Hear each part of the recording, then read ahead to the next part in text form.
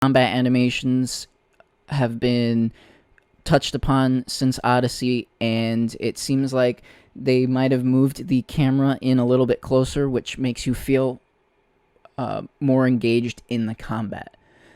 The world feels less empty than it did in the last 2 installments of the franchise, and this is due in part to the replacement of side quests with the various amounts of background characters you can run up to and help for just a few minutes at a time.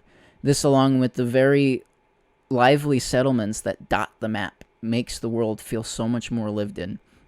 There's also quite a few additions and changes that they made to the way your character gains abilities.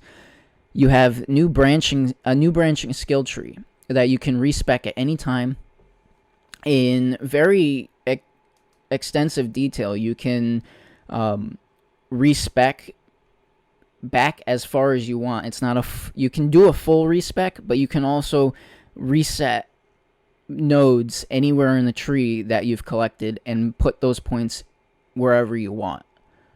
This is really great for trying out new builds on the fly and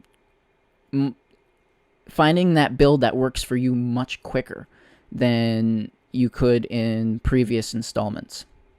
The skill tree mostly gives you passive buffs that stay active as long as they are acquired. Your combat abilities are now tied to skill books that can be found throughout the world. It seems like all skill books have 2 levels, and to improve upon a skill book, you must find a copy of that skill book somewhere else in the world. The return to the follow the road mechanic that we saw in previous games returns and is now shared with your boat. And this allows you to follow the river or the coast, which is a welcome addition, as is the ability to call your boat from anywhere as long as you are standing next to a river. And speaking of, you can also use a similar mechanic to call a raid anywhere a raid is available. You don't have to go back to the river, call your boat, and then start the raid that way. You can start it from anywhere the game will allow you. Lastly, I want to bring up that Valhalla brings in some old favorites in the form of flying scraps of paper, which used to be flyers in previous installments, but now, this time around, they're used to gain new tattoos.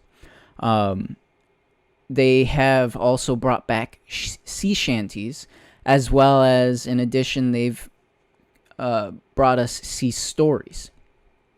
And then when you move a little bit ahead into the game and you make it to the England portion, it looks as if they have brought back anomalies, which some veteran Assassin's Creed players may remember from some of the earlier games in the franchise. These anomalies, when completed, give you neat cinematic clips, really short clips, that when all are found, make a short video teasing lore in the background of the whole story, the modern day story.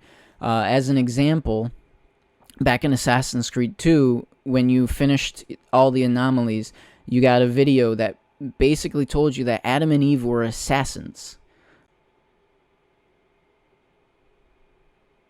Now, considering everything I've said and how much fun I've been having with the game, any of the minor issues I've had will undoubtedly get fixed through patches in the near future, I would assume. I definitely recommend Valhalla to anyone new or returning to the franchise, and I look forward to reviewing the rest of this game once I've had a chance to complete it. Thank you for tuning in to First View Review. I hope you return to the next First View and the final review of Assassin's Creed Valhalla. Please don't forget to like, share, and subscribe, and go ahead and leave a comment down below to let me know what you think about the review and or the game if you decide to or have already been playing it. And also feel free to hit me up on Twitter at BloodWolfReaper. I look forward to hearing from all of you.